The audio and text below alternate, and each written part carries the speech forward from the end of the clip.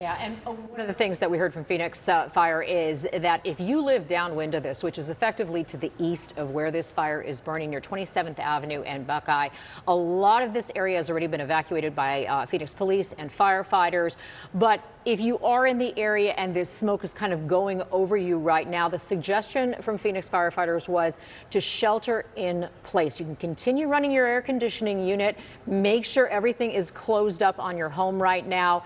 If you start to smell that smoke coming in, though, or you have potentially an older air conditioning unit, you may want to, as hot as it is, you may want to turn off that air conditioning unit for a time to make sure that your home is effectively sealed in and you're not breathing all of this in. Yeah, really great points. And we have multiple crews on the ground. Our continuing coverage of this fire continues right now with ABC15's Jordan Bonke on the ground live there. Jordan, kind of talk to us about what you're seeing. We see the winds out there and we see some firefighters, and it looks like potentially APS crews on the ground. What's going on?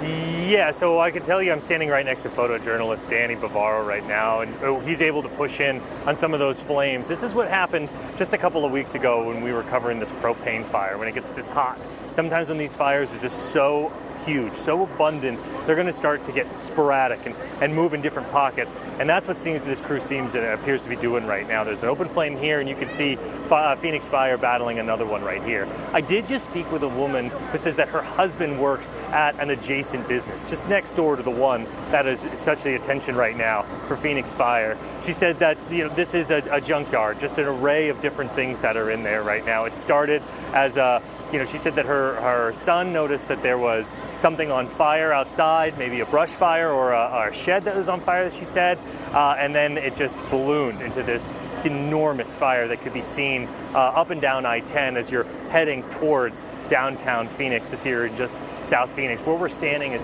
30th Drive and Sherman. We've heard from just neighbors that are just coming out of their house, definitely not listening to those shelter-in-place orders, because it's hard not to when you have your livelihood just on a block like this, and you just want to make sure that this isn't going to get too close to your own home like this.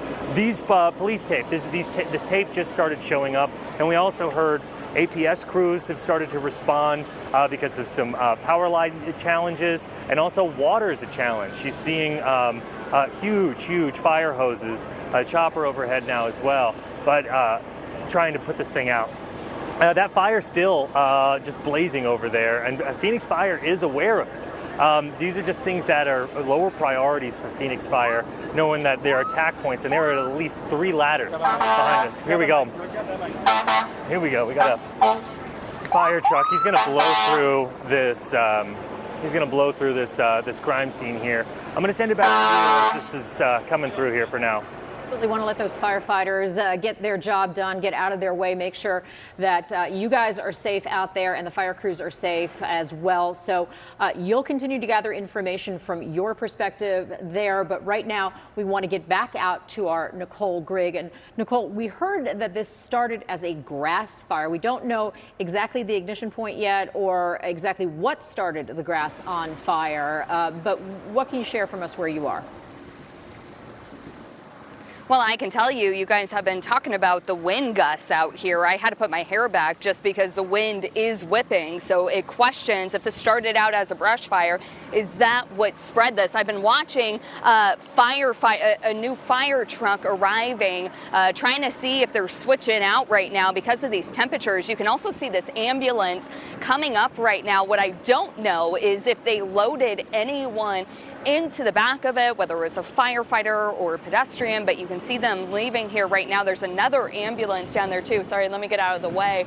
But we do know that about 30 minutes ago, Captain Rob McDade with Phoenix Fire told us that there has not been any injuries at that time. But again, it is hot out here. We know these temperatures are difficult to fight a blaze like this. Now, I'm a little bit further back. I'm not in that direct line of smoke because I'm on that northwest side. But to give you an idea of what this industrial area looks like. This right here, you can see all these cars here, and Jordan keeps describing something similar to this is what we're looking at along 31st Avenue, several different businesses that look like this. So this is an auto sales place. We see a lot of junk cars right here, and it's basically the same on the other side here. One more thing that I just want to show you, the firefighters up on the ladder truck. We see a number of them fighting this fire right now. The good news is you can see how that smoke is more of a gray color. That's what firefighters want to see. I can tell you that they